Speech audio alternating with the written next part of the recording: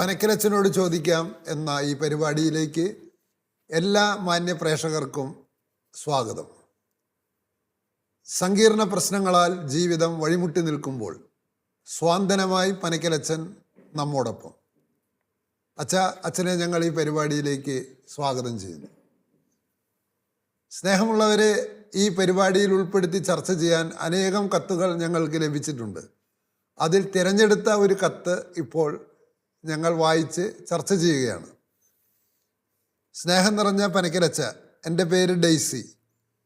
ഞാൻ 2 കുട്ടികളുടെ അമ്മയാണ്. ഭർത്താവും ഞാനും ഡൈവോഴ്സായിട്ട് 10 കൊല്ലമായി. 2 കുട്ടികളും എൻ്റെ ഒപ്പമാണ് വളർന്നത്. ഞാനൊരു ഡോക്ടറാണ്. അതുകൊണ്ട് തന്നെ എൻ്റെ മക്കളെ അധികം ശ്രദ്ധിക്കാൻ എനിക്ക് സാധിച്ചില്ല. അവരുമായുള്ള ആത്മബന്ധം വളരെ കുറവായിരുന്നു. ഞാൻ ഏതു നേരവും ജോലി തിരക്കിലായിരുന്നു. ഇപ്പോൾ ഞാൻ റിട്ടയേർഡായി വീട്ടിലിരിക്കുകയാണ്. മക്കളാരും എന്നോട് സംസാരിക്കുന്നില്ല. കാരണം ഞാൻ അവരോടധികം സംസാരിച്ചിട്ടില്ല എന്നതാകാം. പക്ഷേ ഇപ്പോൾ എനിക്ക് വളരെ ഒറ്റപ്പെടൽ അനുഭവപ്പെടുന്ന അവസ്ഥയാണ്. എൻ്റെ ഏക ആശ്വാസം പ്രാർത്ഥനയിലാണ്. അവർ എന്നോട് സംസാരിക്കാൻ ഞാൻ എന്ത് ചെയ്യണം അച്ചോ? അച്ഛൻ്റെ വിലയേറിയ മറുപടി ഞാൻ ഈ പ്രോഗ്രാമിലൂടെ പ്രതീക്ഷിച്ചുകൊണ്ട് ഡെയ്സി. ഡെയ്സി എന്ന സഹോദരിയുടെ വ്യക്തിപരമായ ചില ദുഃഖങ്ങളാണ് ഇവിടെ ഈ കത്തിലൂടെ പങ്കുവച്ചിരിക്കുന്നത്. ഡെയ്സി ഈ കത്തിൽ സൂചിപ്പിക്കുന്ന ഒരു പ്രധാനപ്പെട്ട കാര്യം, 10 വർഷമായി ഡെയ്സി ഡൈവോഴ്സിയാണ്.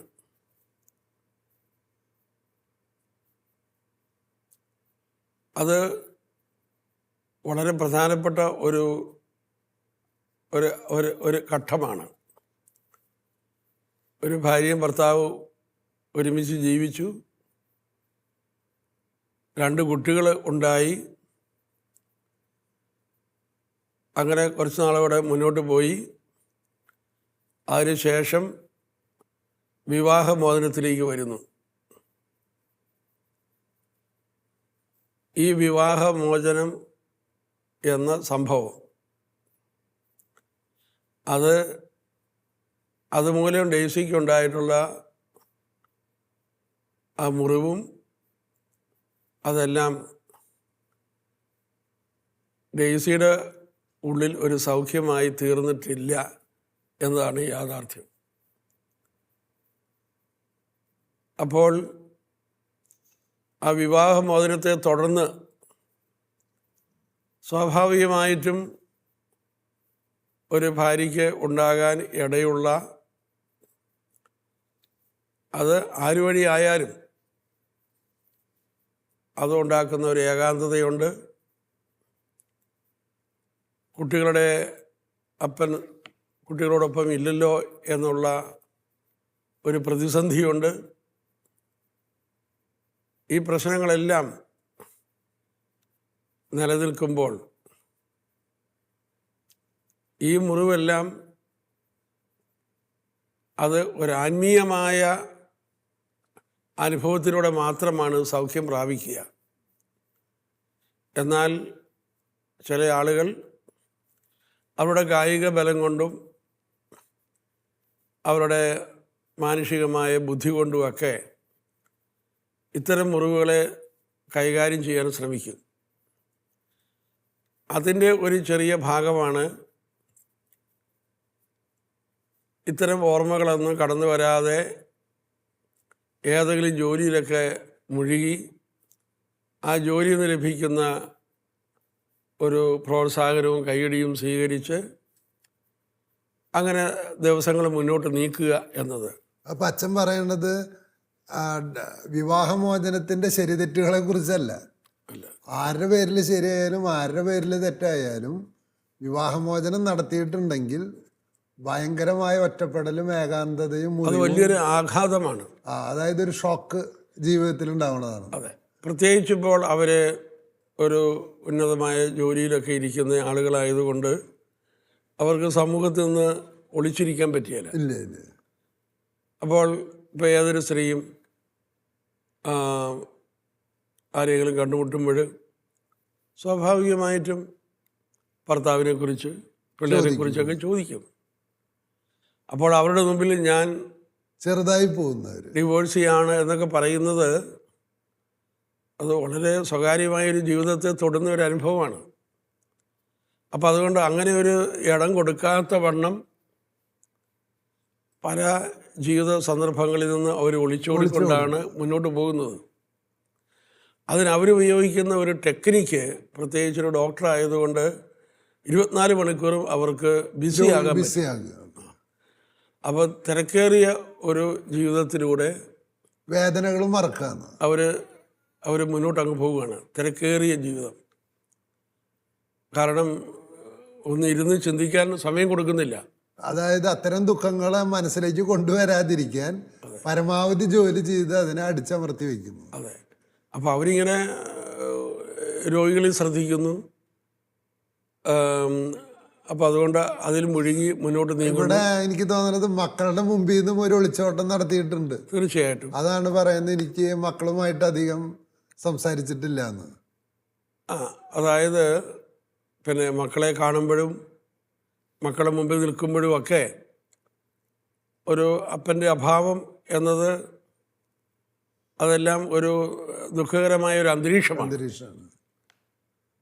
അപ്പോൾ ഇവരുടെ ദുഃഖത്തിൽ നിന്ന് ഒന്ന് മോചനം പ്രാപിച്ചിട്ട് വേണം ഈ മക്കളെ കൂടുതലായിട്ട് ഒന്ന് സ്നേഹിക്കാൻ എന്ന ഒരു ധാരണ ഉള്ളിലുണ്ട്.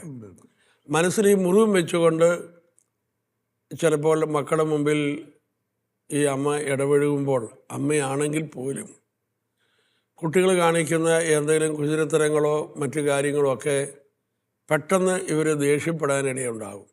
മനസ്സിൽ മുറിവുണ്ടെങ്കിൽ ഹോട്ട് ടെമ്പേർഡ് നേച്ചർ ഉണ്ടാകും.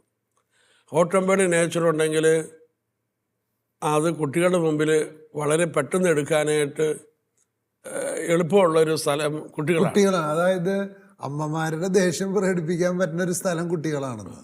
അപ്പോൾ അവിടെ ഇവർ അനുഭവിക്കുന്നൊരു കാര്യം, അപ്പനോ ഇപ്പോൾ സ്ഥലത്തില്ല,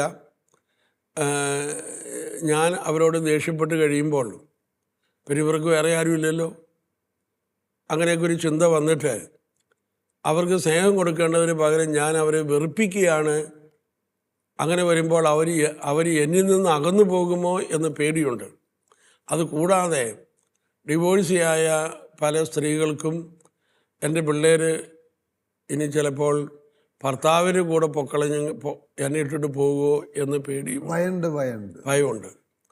അപ്പോൾ അതുകൊണ്ട് ഇവരെ കഴിയുന്നത് മുറിവേൽപ്പിക്കാതിരിക്കുവാൻ ഈ ഡോക്ടർ സ്വീകരിച്ചിരുന്ന ഏറ്റവും പ്രധാനപ്പെട്ട മെത്തേഡ് അവരുടെ ജോലിയിൽ വ്യാപൃതയായി മുന്നോട്ടങ്ങ് പോവുക എന്നതാണ്. ഈ മക്കളുടെ ഭാഗത്തു നിന്നും വലുതാകുമ്പോൾ അവർ ശരി തെറ്റുകളല്ല നോക്കുക, അവരപ്പനെ നോക്കും. അപ്പം ഈ അമ്മയ്ക്ക് സ്വാഭാവികമായിട്ട് ഈ ഭയം ഉണ്ടാവും. അച്ഛൻ പറഞ്ഞത് ശരിയാണ്. അപ്പോൾ അങ്ങനെ പിന്നെ കുറേ നാൾ ജോലിയിൽ അങ്ങനെ വളരെ കാര്യമായ വിധത്തിൽ മുഴുകി ഈ സ്ത്രീ അങ്ങനെ മുന്നോട്ട് പോയപ്പോൾ ഇപ്പോൾ എന്താ സംഭവിച്ചതെന്ന് ചോദിച്ചാൽ ഇവർക്ക് അങ്ങനെ പഴയതുപോലെ കൂടുതൽ സമയം ജോലിയിലൊന്നും വ്യാപൃതരാകുവാനുള്ള ഒരു ആരോഗ്യമൊന്നും ഇപ്പോൾ ഇവർക്കില്ല. അപ്പോൾ ഇവരുടെ ലൈഫിലേക്ക് മിച്ചം സമയം വരികയാണ്, ബിസി അല്ലാത്ത സമയം വരികയാണ്. അപ്പോൾ അവർക്ക് അത് ഫില്ല് ചെയ്യാനായിട്ടാണ് അവർ കുട്ടികളെ സ്നേഹിക്കണം എന്നുള്ളൊരു ആഗ്രഹം അവരുടെ ഉള്ളിലുണ്ടാകുന്നത്. സ്നേഹമുണ്ടവർക്ക്, പക്ഷേ അവർക്കൊരു ലാളന രീതിയിൽ ആ സ്നേഹം ഒഴുക്കാൻ കഴിഞ്ഞിട്ടില്ല. അപ്പോൾ മക്കളുടെ സ്നേഹം കിട്ടാനുള്ള ആഗ്രഹം വളരെ ശക്തമാകുകയാണ്. ഇപ്പോൾ അവരാഗ്രഹിക്കുന്നത് മക്കൾ ഇവർക്കൊരു സുരക്ഷിതത്വം കൊടുക്കുന്ന വിധത്തിൽ മക്കൾ ഇവരോട് സംസാരിക്കാനും അങ്ങനെ ഭർത്താവിൻ്റെ സാന്നിധ്യം അതിൻ്റെ ആ വിടവ് നികത്താനും ഒക്കെ ഈ ആൺകുട്ടികളിൽ നിന്ന് ഈ മക്കളിൽ നിന്ന് ഈ അമ്മ പ്രതീക്ഷിക്കുന്നുണ്ട്. പക്ഷേ അങ്ങനെയൊക്കെ കിട്ടാതെ വരുന്നത് കൊണ്ട് ഈ അമ്മച്ചി പ്രാർത്ഥനയിലേക്ക് തിരിഞ്ഞിരിക്കുന്നു എന്നാണ് എഴുതിയിരിക്കുന്നത്. അതെ. അപ്പോൾ ഇവിടെ ഈ പ്രാർത്ഥനയിലേക്ക് തിരിഞ്ഞിരിക്കുന്നു എങ്കിലും ഇവരുടെ പ്രാർത്ഥന അതും ഈ ഉള്ളിലെ ഏകാന്തതയൊക്കെ മറയ്ക്കുവാനുള്ള ഒരു എസ്കേപ്പിസമായിട്ടാണ് അവർ പ്രാർത്ഥനയെ കാണുന്നത്. ഓക്കെ. അപ്പോൾ പ്രാർത്ഥന നമ്മളെ ഹീൽ ചെയ്യുന്ന ഒരു അനുഭവത്തിലേക്കല്ല ഈ ഡെയ്സിയിൽ പ്രവർത്തിച്ചുകൊണ്ടിരിക്കുന്നത്, സംഭവിച്ചിരിക്കുന്നത്. അപ്പൊ അച്ഛൻ പറയണത് നേരത്തെ ഈ ഏകാന്തത മാറ്റാൻ ജോലി ചെയ്ത് മാറ്റി, ഇപ്പോൾ ഈ ഏകാന്തത മാറ്റാൻ പ്രാർത്ഥന ചെയ്തുകൊണ്ട് മാറ്റാൻ നോക്കും. അതെ, പ്രാർത്ഥനയിലേക്ക് കിടക്കുന്നു. പക്ഷെ ഉള്ളിൽ കിടക്കണ ആ ശൂന്യത അവിടെ കിടപ്പാണ്, ആ മുറിവ് ഒരിക്കലും ഉണങ്ങിയിട്ടില്ല. അപ്പോൾ ഡെയ്സി അക്സെപ്റ്റ് ചെയ്യേണ്ട ഒരു കാര്യം, എൻ്റെ ഉള്ളിൽ മുറിവുണ്ട്, എൻ്റെ കുടുംബത്തിൽ ഇങ്ങനെ ഒരു സംഭവം ഉണ്ടായിരിക്കുകയാണ്. അപ്പോൾ ഈ ഡിവോഴ്സ് സംഭവത്തെ ആത്മീയമായ വിധത്തിൽ അതിനെ സ്വീകരിച്ച് അതിൽ നിന്ന് ഒരു നല്ലൊരു സൗഖ്യം ഈ സഹോദരിക്ക് കിട്ടേണ്ടതായിട്ടുണ്ട്. അങ്ങനെ ഒരു സൗഖ്യം കിട്ടിക്കഴിഞ്ഞാൽ അത് മക്കളിൽ നിന്ന് സ്നേഹം എപ്പോഴിങ്ങനെ ആഗ്രഹിച്ചുകൊണ്ടിരിക്കുന്ന ഒരു സ്ത്രീ എന്ന് പറയുമ്പോൾ പരാതിയുടെ സ്ത്രീയാണ്. ആ ഒരു മാനസികാവസ്ഥ ഇവർക്ക് മാറിക്കെട്ടിയിട്ട് സ്നേഹം കൊടുക്കുന്ന വ്യക്തിയായിട്ട് ഈ സഹോദരി മാറും. അതായത് ഇപ്പം മക്കൾ എന്നെ സ്നേഹിക്കണില്ല, മക്കൾ എന്നോട് മിണ്ടുന്നില്ല എന്നാണ് പരാതി. ഈ പരാതി മാറിയിട്ട് എനിക്ക് അവരെ സ്നേഹിക്കാൻ പറ്റുന്നില്ലല്ലോ എന്നാവണമെന്ന്, അല്ലേ? നേരെ തിരിച്ചു വരണമെന്ന്. അതായത് ഇവരുടെ ഉള്ളിലെ ആ ഏകാന്തത ഒക്കെ മാറുന്നു. ഇവർ ശരിക്കും യേശുവിലേക്ക് വന്നാൽ ഈ മുറിവുകളോടുകൂടി ഞാൻ പറയുന്നത് ഡെയ്സി യേശുവിൻ്റെ അടുക്കിലേക്ക് വരിക, തൻ്റെ കുടുംബത്തിൻ്റെ അവസ്ഥയെ ദൈവമുമ്പാകെ തുറന്നു വയ്ക്കുക. അതിനുശേഷം ഒരുപക്ഷെ ഇവൾക്ക് തന്നെ തടയാൻ പറ്റാത്ത ഒരു കാര്യമായി ഇവളുടെ ജീവിതത്തിലേക്ക് വന്ന ഈ വിവാഹമോചനത്തെ ദൈവ കൈകളിൽ നിന്ന് അംഗീകരിക്കുക. അങ്ങനെ അംഗീകരിച്ചു കഴിഞ്ഞാൽ ഇപ്പോൾ ഇവിടെ വേറെ വിവാഹത്തിലേക്കൊന്നും വിവാഹമോചനത്തിൽ തുടർന്ന് പോയിട്ടില്ല. സഭയുടെ മുമ്പിൽ ഔദാശികമായി ഇപ്പോഴും അദ്ദേഹം ഒരു ഭർത്താവായിട്ടാണ് ദൈവം കാണുന്നത്. അപ്പോൾ ഈ സഹോദരിക്ക് ഉള്ളിൻ്റെ ഉള്ളിൽ കൊണ്ടുവരാൻ കഴിയും, എനിക്ക് ഇപ്പോൾ ഭർത്താവിൽ ഒരാത്മീയമായ ഒരു ശുശ്രൂഷ എനിക്ക് ഇപ്പോഴും ഉണ്ട്. ആ ഒരു തലത്തിൽ ഇവള് ഭർത്താവിനെ കാണാനും ദൈവത്തിൻ്റെ സന്നിധിയിൽ ആ സ്നേഹം നിലനിർത്താനും ഭർത്താവിന് വേണ്ടി പ്രാർത്ഥിക്കാനും ഒരുപക്ഷെ ഈ ഡിവോഴ്സ് വഴി എന്തൊക്കെ മുറിവുകൾ അയാളിലുണ്ട് അതെല്ലാം മാറാനും പിന്നെ ഒരു ഭാര്യയുടെ സ്നേഹം പരിശുദ്ധാത്മാവിലൂടെ അയാളുടെ ഏകാന്തത നിറഞ്ഞ ഹൃദയത്തിലേക്ക് കടന്നു വരാനുമൊക്കെ അങ്ങനെ പ്രാർത്ഥിച്ചാൽ ഒരു ഭർത്താവിനുള്ള ആ ആത്മീയ ശുശ്രൂഷ അവൾക്ക് കണ്ടിന്യൂ ചെയ്യാൻ സാധിക്കും. ആ ശുശ്രൂഷ ചെയ്യുക. ആത്മീയ ശുശ്രൂഷ എന്ന് പറഞ്ഞാൽ ഭർത്താവിൻ്റെ ആത്മാവിനെ രക്ഷിക്കുന്ന ശുശ്രൂഷ. അതിൻ്റെ ഉത്തരവാദിത്വം ഇവൾക്ക് ഏറ്റെടുക്കണം.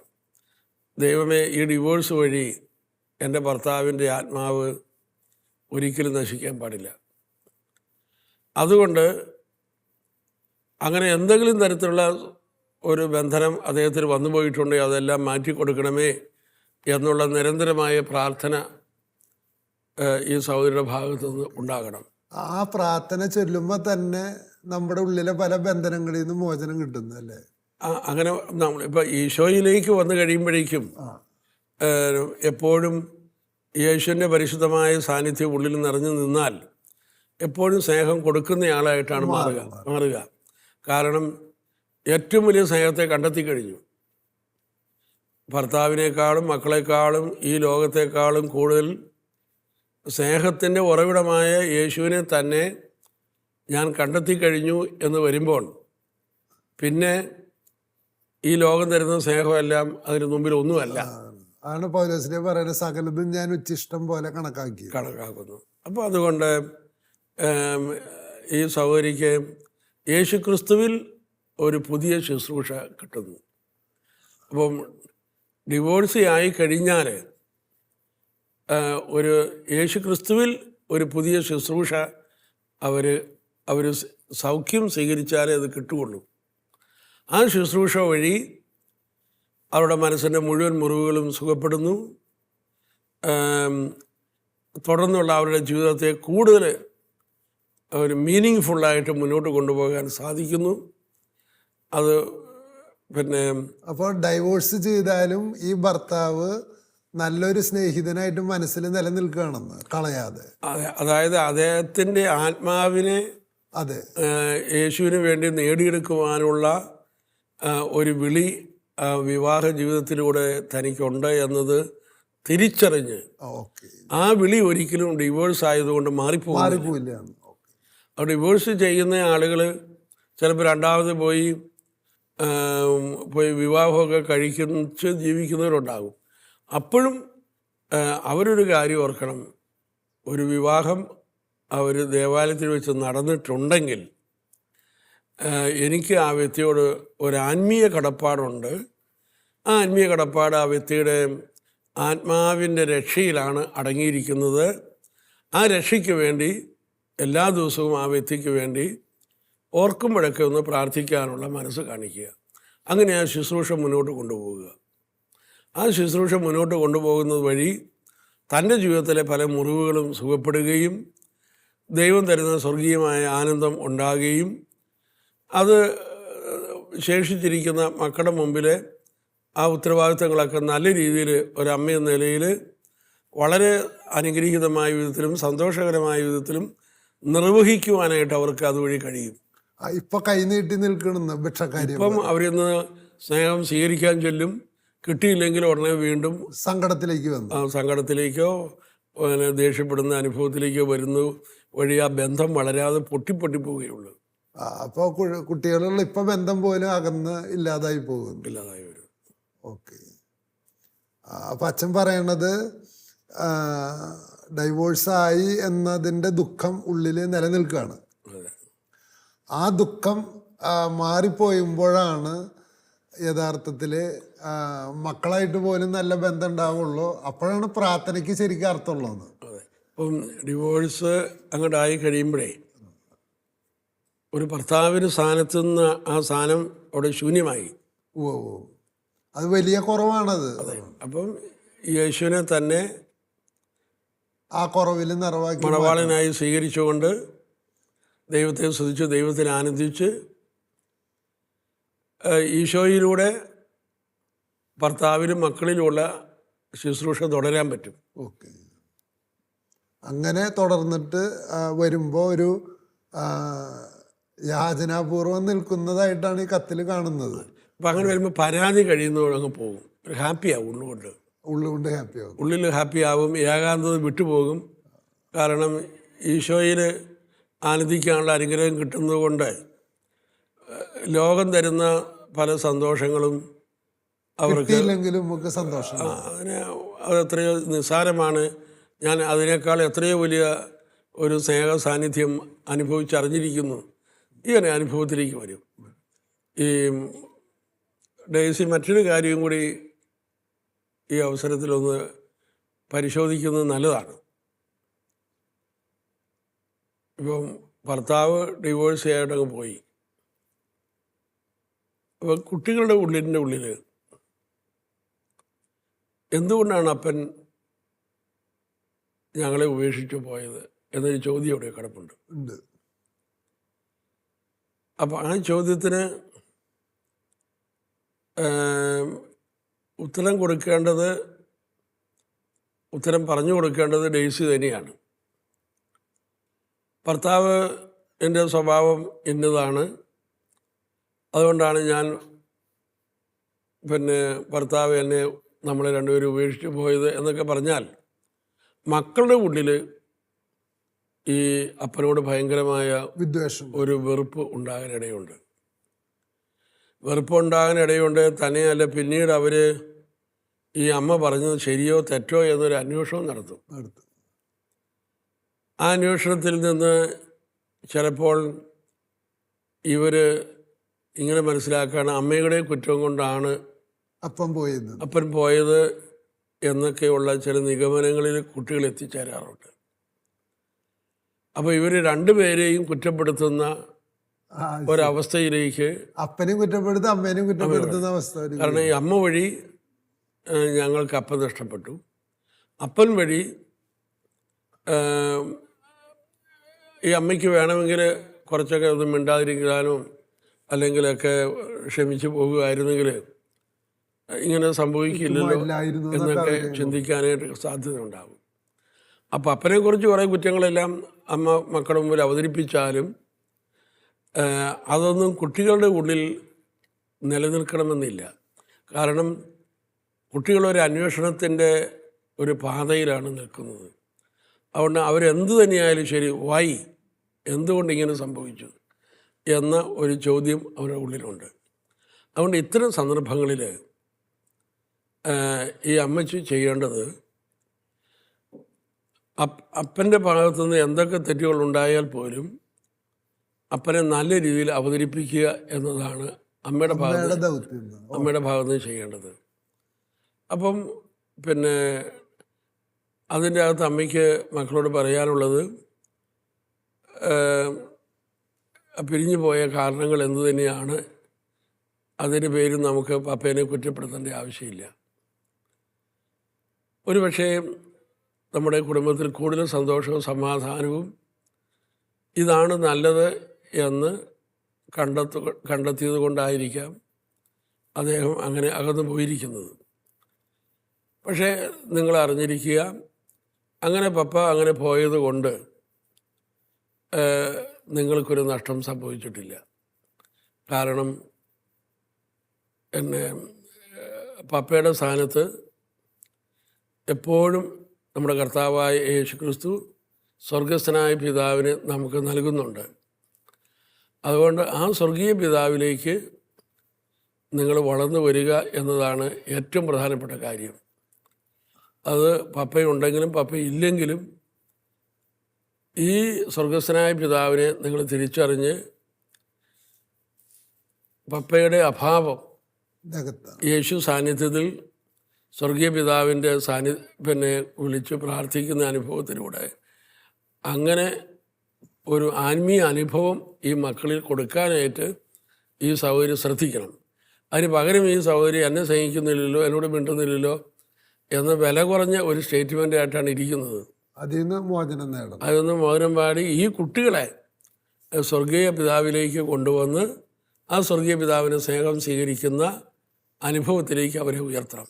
സ്നേഹമുള്ളവരെ, ഡെയ്സി ഇപ്പോൾ മക്കളുടെ മുമ്പിൽ സ്നേഹത്തിനായി യാചിച്ച് നിൽക്കുന്ന ഒരമ്മയായിട്ടാണ് ഈ കത്തിലൂടെ സ്വയം വെളിപ്പെടുത്തിയത്.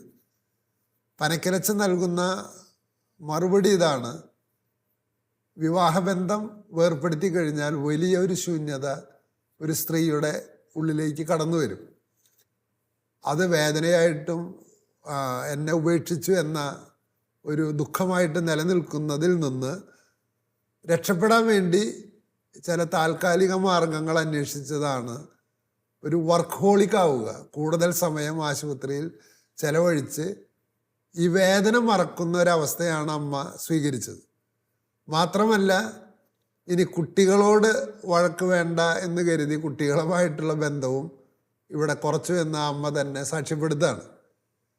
പക്ഷേ റിട്ടയർ ചെയ്ത അവസ്ഥ വന്നപ്പോൾ ഒഴിവ് സമയമായി, ചിന്തിക്കാൻ സമയമായി. അപ്പോഴാണ് മക്കൾ തങ്ങളോട് സംസാരിക്കണമെന്ന് ആഗ്രഹിക്കുന്നത് ഈ അമ്മ. അപ്പോൾ പ്രാർത്ഥിക്കുന്നു, പക്ഷേ മക്കൾ സംസാരിക്കുന്നില്ല. ആ ഘട്ടത്തിൽ എന്ത് ചെയ്യണമെന്നാണ് ചോദ്യം. ഇവിടെ അച്ഛൻ പറയുന്നത്, വിവാഹിതയായാൽ, വിവാഹം കഴിച്ചാൽ പിന്നെ ജീവിത പങ്കാളിയോട്, സ്ത്രീ ആയാലും പുരുഷനായാലും, ഒരു ബന്ധം ദൈവം സ്ഥാപിച്ചു കഴിഞ്ഞു. അതുകൊണ്ട് തന്നെ മരണം വരെ ആ ജീവിത പങ്കാളിയാണ്. അതുകൊണ്ട് ആ ജീവിത പങ്കാളിയുടെ നന്മയ്ക്ക് വേണ്ടിയും സൗഖ്യത്തിന് വേണ്ടിയിട്ടും അമ്മയ്ക്ക് പ്രാർത്ഥിക്കാൻ കഴിയണം. അങ്ങനെ ഡെയ്സിക്ക് പ്രാർത്ഥിക്കാൻ കഴിയണമെങ്കിൽ ആദ്യം തന്നെ മക്കളെക്കാൾ, ഭർത്താവിനേക്കാൾ, വീട്ടുകാരേക്കാൾ എന്നെ സ്നേഹിക്കുന്ന യേശു ഉണ്ട് എന്ന ബോധ്യം ഉണ്ടാകണമെന്നാണ്. പ്രിയമുള്ളവരെ, സ്നേഹിക്കപ്പെടാതെ ഒരു മനുഷ്യന് ജീവിക്കുക അസാധ്യമാണ്. ഒന്നുകൂടെ ആവർത്തിക്കുകയാണ്, സ്നേഹിക്കപ്പെടാതെ ഒരു മനുഷ്യന് ജീവിക്കുക അസാധ്യമാണ്. ആ അസാധ്യതയെ നിറയ്ക്കുന്നവൻ നിത്യമായ സ്നേഹം നൽകുന്ന യേശുവാണ്. അതുകൊണ്ട് ആ ബന്ധത്തിൽ ഡെയ്സിയോട് വരാനാണ് അച്ഛൻ ആവശ്യപ്പെടുന്നത്. അച്ഛാ, സ്നേഹം ചോദിക്കുന്നതിനേക്കാൾ സ്നേഹം നൽകലാണ് മനുഷ്യജീവിതത്തിൻ്റെ യഥാർത്ഥ വിളി എന്ന് തിരിച്ചറിയാൻ ഡെയ്സിക്കും ഇതുപോലുള്ള സഹോദരന്മാർക്കും കഴിയട്ടെ. അതിനായി നമുക്ക് പ്രാർത്ഥിക്കാം. കാരുണ്യവാന കർത്താവേ, ഡെയ്സിയെ സമർപ്പിക്കുകയാണ്. ഒരു ഡിവോഴ്സ് നടന്ന കുടുംബം, ആ കുടുംബം അനുഭവിക്കുന്ന ഒത്തിരി വേദനകൾ, ഏകാന്തത, സമൂഹം അവരെ എങ്ങനെ കാണുന്നു, അതിൻ്റെ വെല്ലുവിളികൾ, ഇതെല്ലാം ഈ കുടുംബത്തിൻ്റെ അകത്തുണ്ട്. അവയെല്ലാം പരിഹരിക്കുവാൻ യേശുവിനെ നാഥനായി സ്വീകരിക്കുകയല്ലാതെ മറ്റൊരു മാർഗമില്ല. യേശുവിനെ നാഥനായി സ്വീകരിച്ചു കഴിഞ്ഞാൽ ഈ മുറിവുകൾ ഓരോന്നും വിട്ടുപോകുന്നു, ഏകാന്തത നീങ്ങുന്നു. മക്കളുടെ മുമ്പിൽ ഒരമ്മയെന്ന നിലയിലുള്ള ശുശ്രൂഷ ഏറ്റവും ഫലപ്രദമായി നടത്തുവാൻ തക്കവണ്ണം ഈ സഹോദരി അഭിഷേകം ചെയ്യപ്പെടുന്നു. അതുപോലെ തന്നെ എല്ലാ ദിവസവും ഭർത്താവിന് വേണ്ടി, ഭർത്താവിൻ്റെ ആത്മരക്ഷയ്ക്ക് വേണ്ടിയിട്ടെല്ലാം പ്രാർത്ഥിക്കുന്നൊരു സ്ത്രീയായി മാറുന്നത് വഴി ഭർത്താവിനെയും ഈശോയ്ക്ക് വേണ്ടി നേടിയെടുക്കാൻ കഴിയുന്നു. അങ്ങനെ ആ ഡിവോഴ്സ് ഉയർത്തിയ എല്ലാ വെല്ലുവിളികളെയും ആത്മീയമായി നേരിടാനുള്ള അനുഗ്രഹവും കൃപയും ദൈവാത്മാവിലൂടെ ലഭിക്കുന്നു. ഈ കൃപ ഡിവോഴ്സിൻ്റെ മുറിവിലൂടെ കടന്നു പോകുന്ന എല്ലാ കുടുംബങ്ങളിലേക്കും ഒഴുകട്ടെ എന്ന് പ്രാർത്ഥിക്കുന്നു. എല്ലാ കുടുംബത്തിലും സ്വർഗീയമായ ആനന്ദം ഉണ്ടാകട്ടെ എന്ന് പ്രാർത്ഥിക്കുന്നു. യേശുവേ നന്ദി, യേശുവേ സ്തോത്രം. ആമേൻ. പനക്കരച്ചനോട് ചോദിക്കാം എന്ന ഈ പരിപാടി ശ്രദ്ധിക്കുകയും ശ്രവിക്കുകയും ചെയ്ത എല്ലാ മാന്യ പ്രേക്ഷകർക്കും നന്ദി.